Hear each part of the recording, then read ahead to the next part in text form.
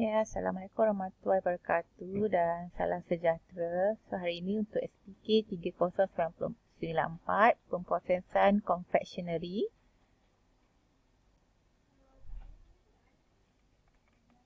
Okay, sorry. So, ini adalah hasil pembelajaran yang awak akan belajar dalam pemprosesan confectionery berasaskan gula. Awak akan belajar tentang candy, tentang jelly, aiskrim, meringue dan produk coklat. Dan awak akan membentangkan hasilan yang awak buat, iaitu sebanyak 40%. So, candy, jelly, aiskrim, meringue dan coklat. So, ini peralatan asas yang akan digunakan. Okay, so saya rasa, saya yakin semua dah biasa. So, kita akan guna acuan lollipop, acuan coklat, piping bag, nozzle, acuan jelly, pastry mat, okay. Mixer, kita akan gunakan baking, kita nak bakar, okay. Kita nak ketuhar pembakar, chiller, freezer, okay. Semua untuk buat aiskrim, untuk buat gummy, so kita akan gunakan peralatan-peralatan seperti ini. So, kita akan masuk tentang candy. Candy akan terbahagi kepada dua lah, hard candy dan soft candy. Hard candy adalah merujuk kepada candy yang kita hasilkan lollipop. Manakala soft candy adalah classic caramel, coconut candy, iaitu candy kelapa. Pernah makan tak candy kelapa? Fruit jelly candy yang berasaskan daripada puri buah. Tetapi so you all boleh tengoklah kan, ada beberapa candy yang berbeza. Okay, kenapa ada candy tu keras, kenapa ada candy tu lembut. So, perbezaan candy yang dihasilkan tu adalah bergantung kepada temperature yang kita pilih. So, ada 7 stage dalam penghasilan candy ni. Okay, pertama treat, soft ball, firm ball, hard ball, soft crack, hard crack dan caramel.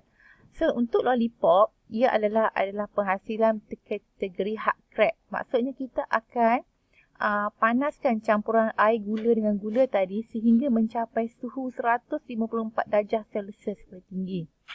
So, bila kita sejukkan air gula tadi, dia akan menjadikan lollipop, itu keras, hard crack. Okay? Tetapi contohnya macam gummy, dia adalah firm ball. Hard ball. Maksudnya kita akan panaskan suhu dia sehingga dalam 130 darjah Celsius. So, kita kena pastilah candy apa yang kita nak hasilkan dan kita perlukan temperature, food temperature. So, dalam penghasilan candy, perkara yang paling penting adalah food temperature sebab kita nak panaskan campuran air gula kita tadi sehingga mencapai suhu takat suhu yang kita pilih tadilah, bergantung kepada candy apa yang kita nak hasilkan. Okay, so ini keadaan penghasilan dia. So nanti kita akan buat si lollipop. Okay, classic caramel ni firm ball. So ini candy kelapa. Kalau macam orang tradisional, orang dulu-dulu, okay, dia orang punya pemanis mulut tu candy kelapa. So kalau ada yang pernah rasa macam itulah dia punya kaedah penghasilan dia. Kita akan panaskan sehingga mencapai suhu didih, suhu yang bersesuaian. So bila kita akan sejukkan candy tu, bila disejuk dia akan mengeras. So sekarang daripada candy kita akan menghasilkan gummy. Biasanya gummy ni kita akan gunakan setting agent. Setting agent ni yang biasa kita gunakan dalam penghasilan gummy adalah gelatin. Okay, gelatin ni tujuan dia untuk sebagai binding agent lah. Dia akan membantu mengentalkan mengeraskan sikit bahan-bahan yang kita gunakan. Okay. So, ini adalah bahan-bahan yang digunakan untuk penghasilan gummy. Biasanya kita akan gunakan air, corn syrup, kita akan gunakan gelatin, garam, pewarna, perisa. So, untuk larutkan gelatin ni, kita akan campurkan dengan air dan kita akan double boiler. Secara double boiler sehinggalah gelatin tu larut. Okay, so boleh tengok bila kita dah panaskan glucose syrup sehingga mencapai suhu yang 135. So, you boleh tengok. Okay, kalau untuk gummy, suhu yang diperlukan 135. Tapi kalau lollipop, suhu dia sampai 150. Sampai 150. Kan, so tinggi kan. So, kita akan sejukkan dia. Kita akan masuk ke dalam acuan gummy. Kemudian kita akan keluarkan bila dia dah sejuk. Okay.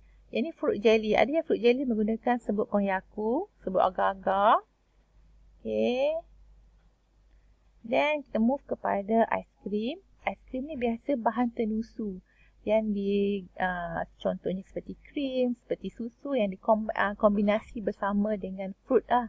Ataupun buah-buahan, perisa, perasa, sedikit gula dan stabilizer. Okay. Ada pelbagai jenis aiskrim. Kenapa? Ada aiskrim stick, ada aiskrim scoop, popsicle, sundae, gelato. Okay. So, setiap aiskrim ini adalah berbeza mengikut jenis penghasilan dia lah. Okay, kalau gelato. Pernah dengar tak gelato? Okay, gelato ni dalam bahasa Itali adalah aiskrim. Tetapi, aiskrim dia tak sama macam aiskrim.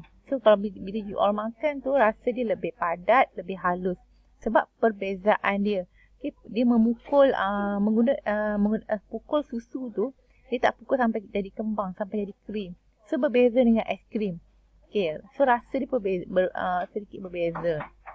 Contohnya macam sorbet.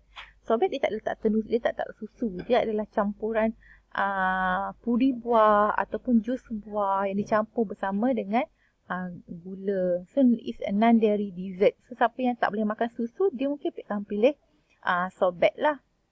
Okay. Sherbet masih ada susu. So tu ada beza sherbet dengan sorbet.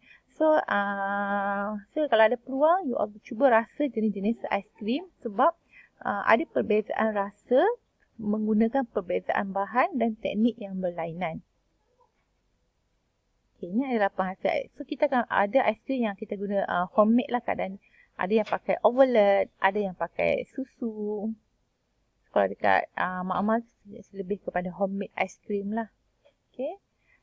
Next, second last product adalah meringue product. Meringue product adalah dikaitkan dengan cuisine daripada French, Swiss, Italian cuisine lah. Maksudnya pemanis dessert lah. Dessert yang menggunakan putih telur yang dipukul bersama dengan gula dan bahan acidic. Bahan acidic ni sama ada you all boleh pakai lemon, vinegar atau cream of tartar. Okay, sebab kita akan pukul dia sehingga dia mencapai peak. Maksudnya peak ni sama dia bertanduk atau tidak. Okay. Contohnya macam ni lah. Okay, ada 4 stages of meringue. Pertama foamy. Foamy ni dia macam berbuih-buih. Okay, soft peak. Dia tak tanduk, dia tak tegak. Dia macam jatuh. Tapi stiff peak ni dia tegak terus. Okay, biasanya kita nak buat meringue produk. Contohnya macam macaron atau pavlova. Stiff peak ni yang kita pilih lah. Kita akan pukul dia. Putih telur tu. Sehinggalah dia mencapai stiff peak. Paling senang bila kita nak terbalikkan mangkuk tu, kita punya adunan putih telur tadi tak jatuh. Tetapi dalam penghasilan meringue, you all kena hati-hati tidak menggunakan campuran air. So, kalau tidak boleh meringue you all boleh broken. Kalau broken dia tak jadi. Okay. So, ini adalah macaron. Ini adalah pavlova. So, I sure you all pernah rasa macaron dan pavlova. Tapi kalau tak pernah rasa,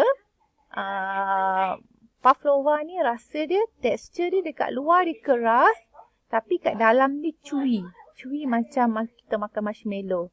So, untuk menghasilkan tekstur yang macam tu, kita akan bakar dia selama lebih kurang hampir 2 jam. So, tempoh pembakaran dia lama lah. Okay. So, beza macaron dengan macaron. So, kalau kita nak buat macaron yang menggunakan putih telur, yang ni ejaan dia single O. Tapi kalau macaron yang macam ni, dia refer kepada biscuit sebenarnya. Okay, dry coconut. Okay, sini kaedah penghasilan macaron. Sebenarnya ada banyak dekat internet pun you all boleh Google. Jadi kita boleh cuba buatlah dekat Mak Mal nanti. Sini pavlova. Okay, pavlova dessert yang kita akan makan dengan whipping cream ataupun dengan custard ataupun dengan aiskrim pun kita boleh letak. Lepas tu kita akan hiaskan dengan buah-buahan. So memang rasa dia sangat sedap. Okay, itu sahaja untuk hari ini perkongsian mengenai confectionery berasaskan gula. Sekian, terima kasih.